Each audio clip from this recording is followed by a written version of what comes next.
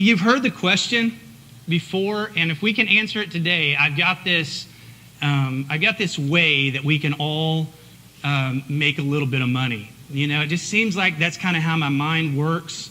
For some reason, I'm like, what could I do to be able to, make just a little bit more money and make it a little easier, just in life, And so I've got this idea. If we can answer this question together today, we will co-author a book, and we will sell it as members of Discover Church, and we will be millionaires together, If we can answer the question, why does bad things happen to good people?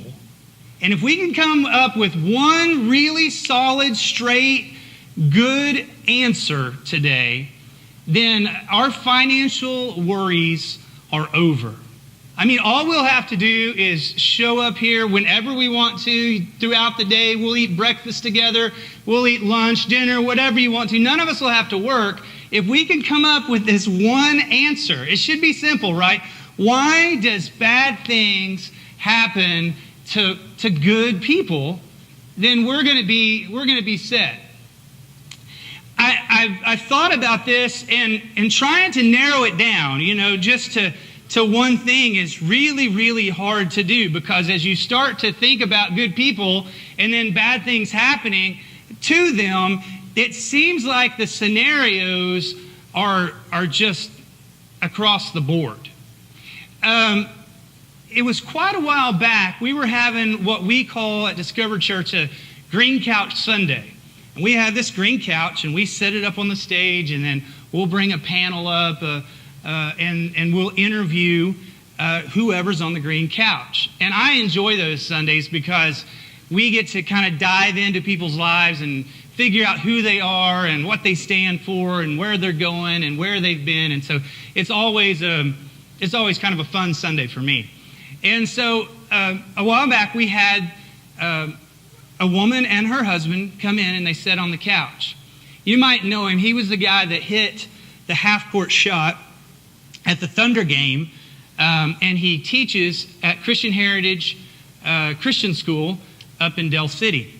And his wife had cancer, and they had found out, and this school, completely backed them, and then he hit that half-court shot, and everybody kind of found out that was the case, and John had seen that interview, found out about him, and he came into the office, and he's like, we have to have these people come sit on our green couch. And I'm calling them, and they were gracious, and they came, and she had cancer, and in the whole time they were sitting there, and we were interviewing them, and several of you in the room watched us do that and interacted through text and asked questions and all those different things. And you're like, there is no way in the world that this lady isn't going to be healed completely, because she has faith, she loves God, her husband's a teacher at a Christian school, their family, they've got a large family, and these people, if anybody's got it together, at least in appearance, these people had it together. They were pretty people, you know what I mean? They looked nice and were dressed nice, and you just thought, this is an amazing couple, and they really were, just talking to them.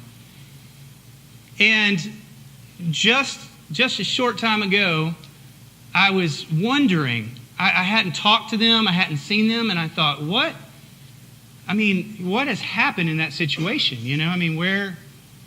Where has that progressed to? And unbelievably, the day before, when I pulled it up online, looked at their Facebook page, she had passed away in a hospital. She wasn't healed. She wasn't delivered from cancer in her body at all. And I just thought, how ironic, that I get this feeling, and I want to know, and I look it up, and just in that same time frame, it had been months since I had looked up or tried to do anything along with that story with those people. And there it is. It hits you right in the face. What good people. And what a tragic, tragic story, right? And we know people in our lives just like that. We could go and just tell the story over and over and over again. And it might not be cancer, and it might not be a sickness. It could be a myriad of things, in people's lives. And you say, wow, those people are really, really good people, but tragedy, it seems, just like strikes them. A couple in the church started coming to church here, have a fire in their home, and you think that that's, bad enough. And then his name is Luke. Luke has a major stroke in his body. She calls up and she says, I don't think he's going to make it. John and I rushed to the hospital. It doesn't look good. And just a tragic, tragic story. People just inside of our church. And you're thinking, why so much on one family? God, it almost looks like to me it's too much for them to handle. If you were going to start questioning anything, you start questioning things when you see good people going through tragedy and you're saying, God, is this too much? I mean, this is a lot for this family to handle. I mean, you can only imagine the emotional roller coaster ride, the financial burden that it would put on somebody to be in the hospital, and then for the husband that is working outside the home, obviously, and then now he is not able to work any longer. How do you pay the payments? How do you pay the car payments and the house payment? And how do you put shoes on the kids' feet? And how do you put food on the table? If you ever start questioning, those would be the times that you would look around and you would say, okay, God, I mean, really, is this not enough? So I want to know what the answer is, in the sense of, why do these bad things happen to these good people that serve you? I mean, there's got to be an answer to it, right? So we start looking in the Bible, and we start with somebody. The first one that came to mind was Job. Why do bad things happen to Job? Well, it's obvious, God, that in the Bible it talks about that the enemy, the devil, Satan himself, he comes to you and he talks to you. And in this story, it's almost mind-boggling at times, but he says to him, have you considered my servant Job? And then you're like, are you serious, God? Did you set me up? I mean, did you set me up? I mean, that's what I would be if I was Job. I would be like, I'm fine the way I am. I don't need to be, discouraged in any way. I'm fine. My family looks good. I've got plenty of cattle. I've got plenty of livestock. Everything is fine. And God has the audacity to say to the enemy, have you considered my servant Job? Well, no wonder bad things come to good people. God himself is saying, hey, what about this guy? Right? Is that the answer? God's setting us up, isn't he? God's setting us up. He's taking us up to a point where we are all fine and all dandy. Everything is great. And then as soon as we're set and everything is happy in our family's life, you know what God does? He kicks it out from underneath us. He just kicks it out from underneath us. He lets us fall. Everything was taken from Job. He was stripped down to nothing. Everything was gone. He probably should have just cursed God, and he probably should have just died. But he decided not to.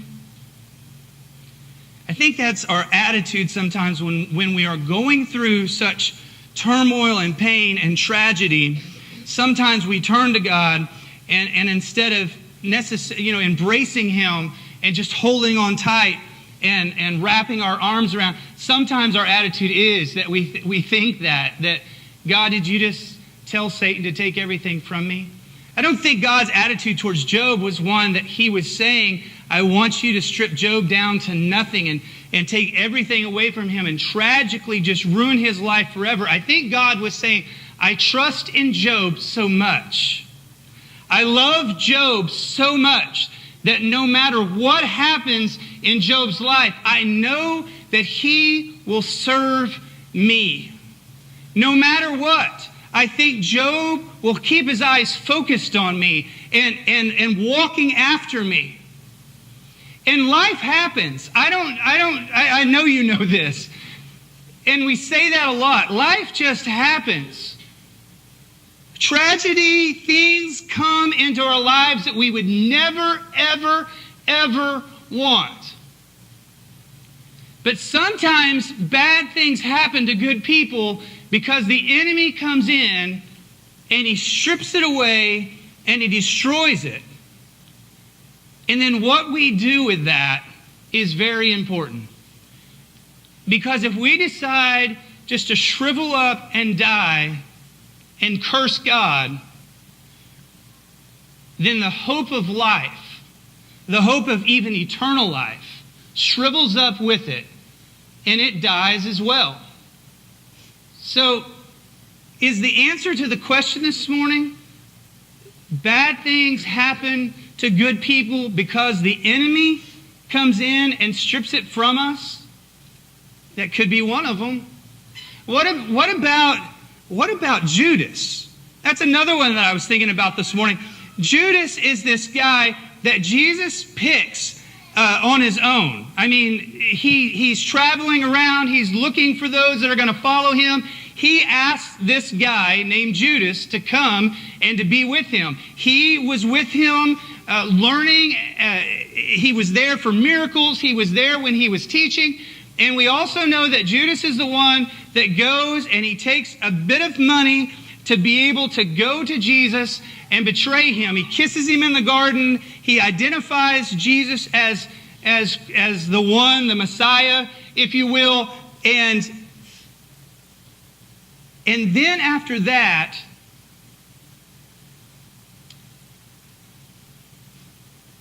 he decides that he'll take his own life. That he will end it. Now, I don't know. I'm just speculating here. I'm just thinking through the process. But you can't tell me that Judas was always bad. You know, because you could try to rationalize and say, you know, he was a bad apple from the beginning. Jesus should have never picked him. You know, it was probably a mistake for him to be one of those 12. You know, I just don't buy it. I think Jesus had to see something good in him. I think Jesus chose him, obviously, for a reason. Now, I don't know if it was greed when he got to that point that he saw dollar signs. It wasn't very much money. And so I don't know if that was it or not. I don't know if it was just the excitement of the betrayal. I don't know what was running through Judas's mind at the time when all of that started taking place. But at some point in Judas's life, he decided that he was going to do this, and the results were going to be Jesus being arrested, and ultimately his death would take place. And then Judas decided that it was too much for him to handle, and that he would take his own life, more than likely out of guilt. So is the question answered by this story of Judas, where it says bad things happen to good people because we choose it for ourselves? We decide in our lives that we make poor decisions. And so when we make poor decisions in that area, that bad things start to happen. It could be. I guess that could be another way that you could go about it. But then you have to ask yourself, what about Christ himself? I mean, talking about a good person, talking about somebody that's not sinned and has never committed sin in his life, talking about bad things happening to good people, we find Christ being betrayed by those people around him. And we see Christ being crucified on a cross so that what? So that we could have this thing called eternal life. God's seen that. He knew it was necessary because of how life was set up, that a sacrifice would have to be made, that a bridge would have to be made over the gap that was created by sin in our lives. And so God decides, I'll sacrifice the thing that means most to me so that you can have life. And so if you ask Christ, why does bad things happen to really, really good people? And Christ might answer this morning, so that it glorifies God. Is that the reason why bad things happen to good people? Because ultimately, in the end, it could glorify Him? And then this is what happens when good things happen to bad people? Now that upsets you, doesn't it? I mean, because when bad things happen to good people, that's one thing, but then when you turn it around the opposite direction and then good things start happening to bad people, then you start questioning. You're like, that is not fair at all. I mean, that's not fair. If anybody should get something out of this, it should be somebody that is good, like, us. So we look in Acts chapter 9, and there's a story about a man named Saul, and he goes to the Sanhedrin and he asks for a letter, and he wants to go and he wants to take all of those on his way down through Damascus. He wants to take all of those that the Bible says that are called the way, that the followers of Christ. Anybody that claims to know him, he wants to take them. He wants to take them all the way to Jerusalem. He wants to lock them up. You say, well, now let me get this straight. Saul is he's bad. So how can something good happen? Because the story. On the way to Damascus, he has this encounter with Christ. A bright light takes place. He's blinded. They take him to a house there. And now he can't see for 3 days. That doesn't sound very good to me, But ultimately what happens is good in his life. See, there's this man named Ananias. God speaks to him, chapter 9, verse 12. He says, Ananias, I want you to go to see this man, and I want you to lay your hands on him. He's going to ultimately heal him of the blindness that he has. And in verse 13, you can read this for yourselves. There's this hesitation that you pick up in the Scripture. It's just like when you start to read it, you just have it in your voice, like he's almost questioning Christ in the sense that he's saying, don't you know the guy in this house is the same guy that has the letter from the synagogues, that he is the one that's been persecuting Christians, people like me, and so are you sure that you want me to go into that place and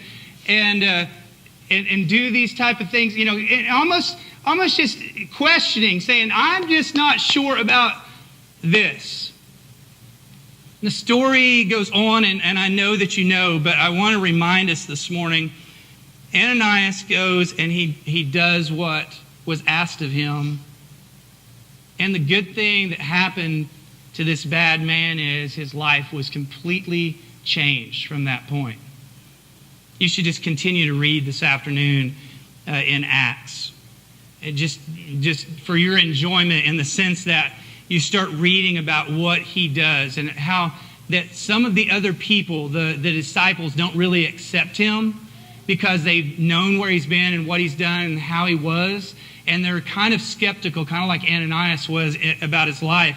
And they're not really sure that they want to let him do all the things that he wants to do. He's so excited. It's kind of like a brand new Christian, that comes into the church and they find out who Christ is, and they've not been they've not went through the whole thing of church, where they find out all the politics, or they find out this person over here is not as nice as this person over here it should be, and this guy's a hypocrite, and this whatever.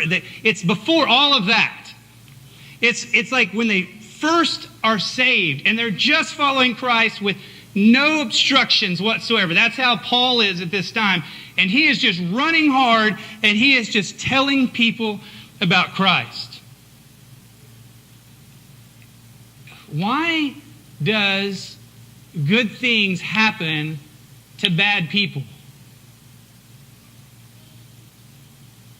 It might be the same answer as the last one, as why bad things happen to good people. Because maybe it glorifies God. I don't know today that we can narrow down any of this to one answer. I think it's, like I said in the beginning, really, really broad. But I can say this today. When you look at this story, we all kind of fit in there somewhere. You might be here today, and you might have not find yourself necessarily persecuting Christians, but you just might find yourself on the wrong side of God, in the sense of just struggling in your life and just going through it, not really knowing who He is, or sometimes just pretending, or just sometimes trying to get close to God, just never really seem to make it. Maybe that's you this morning, and today'd be a great day to have an experience with God. Good things happen to bad people. And I'm not saying you're bad today, but in your mind, some in this room feel that way. They just feel like the things that they've done in their life are so bad that God would never, ever take time out in His busy schedule just to speak to them directly. There's nobody in this world that's been any worse than Saul. He didn't take a little time. He took days out. He arranged a meeting with a prophet of God to go to a certain place at a certain time so that he could lay his hands on him, so that he would know beyond a shadow of a doubt that God was there for Saul. I wonder if that could be a day, today could be a day like that for you. If you're going through something and it's been hard and rough, I wonder if this is the meeting time. All of this bad things have taken place in your life, and you're at this place now,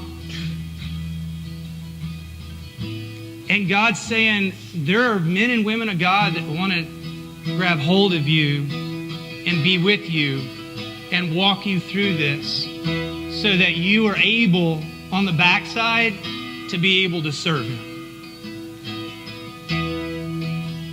Maybe today you're the one that's been saved, and you know Him and you've been following Him, and you are so excited about what's going on in your life. I see that in some of your eyes. I watch it in some of your posts on Facebook, how that you're just striving to serve Him, how that you're just wanting to be closer to Him. Today, let it be the day that God uses you even more, that God calls you even more. Let Him take you and step out even further in that walk with Christ that you have, to do and to accomplish things that you never thought that you would accomplish in your life. Maybe that's you today. Or maybe you're like an Ananias. I want you to listen to this story, this part of the story for just a second, because I think it's important. I think Ananias in his mind might have been hesitant or just wanted to remind God about who He was. And as Christians today, we have this canning ability to be able to do that with God, just to remind Him who people are. Are you sure, God? Because that bad person, we probably don't want to do something that's going to be good for them. Right? I mean, if we lay our hands on Saul after he's done all of these things, all these bad things, then he's going to reap the same benefits. And I don't know if that's fair or not. I've served him much longer than Saul has. I've been around this game a lot longer than Saul has. I've served you. And then he gets the same benefits. He reaps the same. And I don't know how fair that is in life. But God knows what He's doing in Saul's life. And He knows what He's doing in Ananias' life, because He's wanting Ananias to go to this place and obey Him and help him. That's part of his ministry. It's part of his makeup. It's part of his purpose. It's the reason that Ananias is living, is to be able to do things like this. So don't be hesitant. Don't be scared. Don't be afraid. Run to opportunities. Seize opportunities. And lay your hands on people. And let God do good things to bad people. Because what happens at that point is their lives change. So no matter what they did to you, no matter what they've done, no matter where they've been, no matter how they've offended, no matter how, is it not Ananias' responsibility to at least try to give the opportunity to Saul that something good might take place in his life so that he might know God as well? Today, you might be like Ananias. And it might be that you and I, we need to take those people that we look at not very positively because of things that they've done, because of things that they've said, because of whatever reasons. And maybe it's time that we lay our hands on them and we give them the opportunity to experience who Christ is.